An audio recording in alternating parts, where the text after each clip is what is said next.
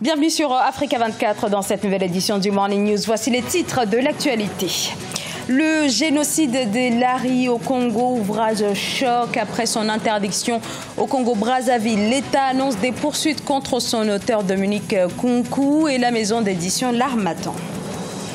Une éradication de la polio, le dénouement est proche selon les experts de la santé. Une éradication attendue notamment en République démocratique du Congo où des dizaines de cas ont été recensés depuis 2017. À suivre également le cricket, un sport très en vogue en Côte d'Ivoire. Le pays a même son championnat, compétition remportée cette année par les joueurs de Marcory. L'État congolais lance donc des poursuites contre Dominique Nkunku, auteur de l'ouvrage sur le génocide des Lari. Des poursuites qui s'étendent également à la maison d'édition de l'Harmattan qui publie cet écrit dans lequel l'auteur soutient la thèse selon laquelle les gouvernements successifs congolais ont orchestré des persécutions contre l'ethnie Lari. Dominique Nkunku parle d'un génocide, des accusations rejetées par le gouvernement. Reportage d'Eva Panzou.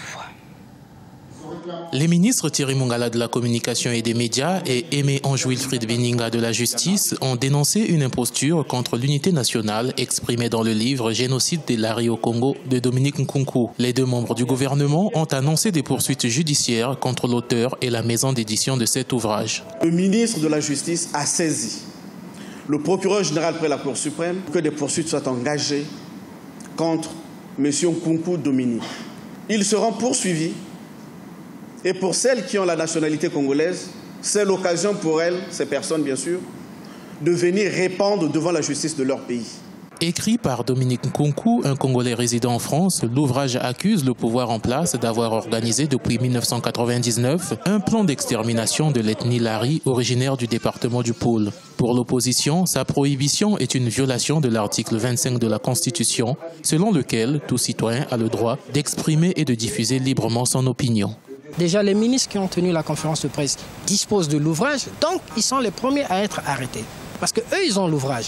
Ils le diffusent et ils opèrent la circulation et ils ont acheté ce qu'ils veulent priver aux autres Congolais. Il faut laisser à tous les Congolais la liberté de consommer l'ouvrage et de donner leur avis. Vous privez un citoyen d'acheter un livre en papier, il achètera en version numérique. Notons que c'est un arrêté du ministère de l'Intérieur du 22 octobre 2018 qui interdit l'entrée, la circulation, la distribution et la vente de ce livre sur l'ensemble du territoire national. Le sujet fera l'objet d'un débat d'actualité à l'Assemblée nationale ce jeudi 25 octobre 2018.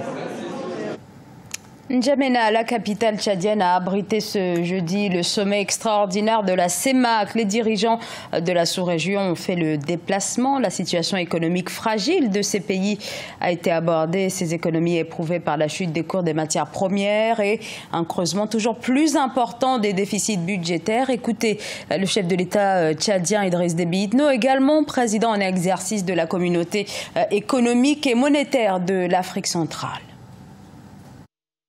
Beaucoup d'efforts restent à faire, restent à accomplir pour restaurer les grands équilibres macroéconomiques, doper la croissance et renforcer la soutenabilité extérieure de la sous-région.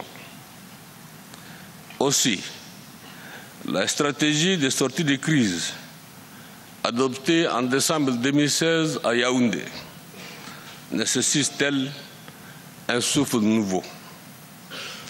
Nous devons, à l'évidence, mettre en œuvre l'ensemble des résolutions pertinentes de ces assises, car notre sous-région est en butte à de nombreux risques susceptibles de compromettre les efforts que nous avons consentis.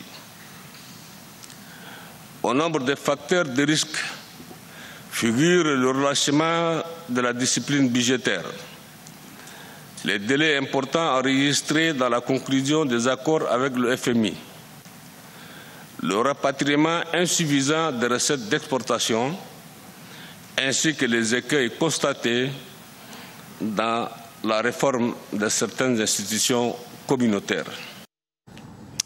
Pour le moment, elle part en rang dispersé aux élections du 23 décembre en République démocratique du Congo, mais rien n'est encore acté. L'opposition congolaise s'est réunie à Johannesburg, en Afrique du Sud, pour discuter stratégie et l'idée d'une candidature unique n'est pas encore totalement écartée. Corinne Kamzefem.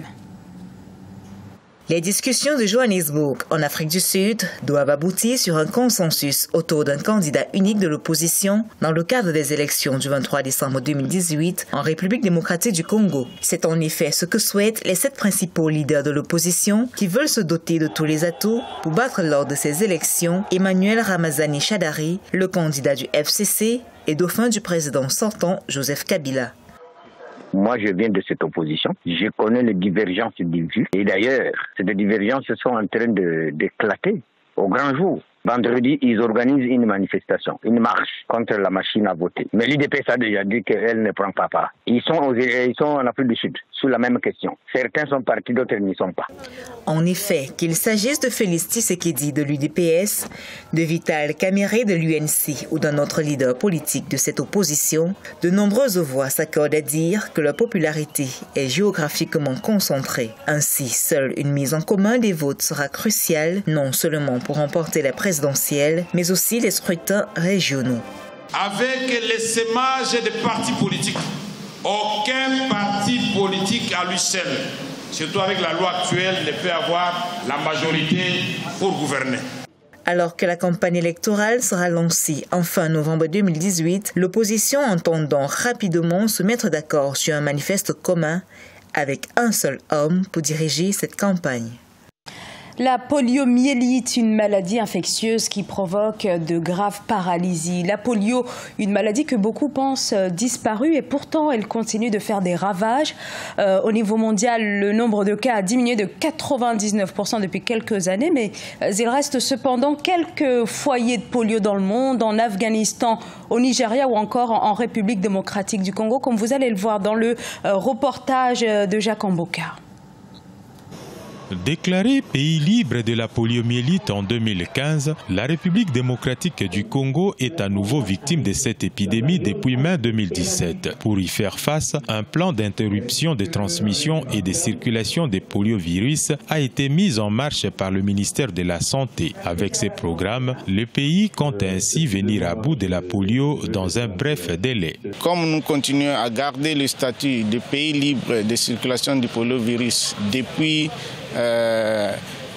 novembre 2015, nous pensons que nous allons continuer à le garder jusqu'à l'éradication à travers la planète. Plusieurs causes sont à la base de la résurgence et la persistance de la polio. Si l'on peut aisément citer la pauvreté et l'insalubrité, les professionnels de santé épinglent par ailleurs le manque de suivi dans la couverture de vaccins.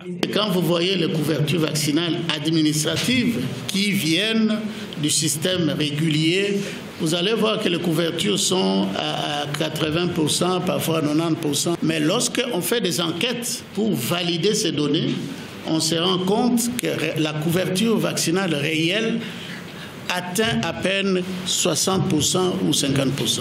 Notons que le 24 octobre de chaque année est consacré à la célébration de la Journée mondiale de la lutte contre la poliomyélite. Dans ce contexte, plusieurs partenaires engagés dans la lutte contre la polio et les professionnels de la santé ont organisé un cadre de réflexion ce mercredi 24 à Kinshasa sur les voies et moyens de l'éradication de la polio en République démocratique du Congo. Le cricket a le vent en poupe d'origine britannique. Ce sport est très développé en Asie, en Australie et désormais de plus en plus en Afrique. En Afrique du Sud, bien sûr, mais aussi au nord-ouest du continent, à l'instar de la Côte d'Ivoire où le championnat vient de prendre fin. Et ce sont les joueurs de Marcory qui se sont illustrés cette année dans ce sport qui requiert avant tout une bonne dose de stratégie. Reportage Olivier Conan. Fin de saison de cricket en Côte d'Ivoire après 6 mois de compétition. Cricket Golf Club de Mahakuri en maillot vert et blanc a vaincu le signe indien face à un meilleur batteur de Koumassi qu'il a battu 2 fois consécutivement en finale lors des compétitions antérieures. Les joueurs de Mahakuri s'imposent sur la marque de 63 à 62 après avoir éliminé la plupart des batteurs de Koumassi. Voilà, c'est les mêmes deux équipes qui se sont rencontrées encore. Et cette fois-ci, il a fallu qu'on donne encore plus d'efforts. Et c'est ce qu'on a fait. Voilà, on est vainqueur. On compte gagner encore, être champion une deuxième fois. Et puis pouvoir former un peu les enfants, la relève de cricket, quoi. La Fédération ivoirienne de cricket, qui compte 106 licenciés, pense déjà à la saison 2019. Elle va mettre l'accent sur le développement de la discipline dans les villes de l'intérieur du pays. Bientôt, on va ouvrir un centre à Gagnoua. Et puis après Gagnoua, on ira à Dabou pour mettre en place encore un centre de formation. Je crois qu'Abidjan est beaucoup servi. Il y a Port-Boué qui est en train de préparer son centre de formation. On va maintenant à l'intérieur. La saison 2019 de cricket en Côte d'Ivoire démarrera au mois de février. Objectif, mettre les joueurs en jambes avant le tournoi international de la zone ouest qui se disputera au Mali au mois de mai 2019. Fin de ce journal. Merci de votre fidélité. Dans un instant, une nouvelle édition de l'actualité sur Africa 24.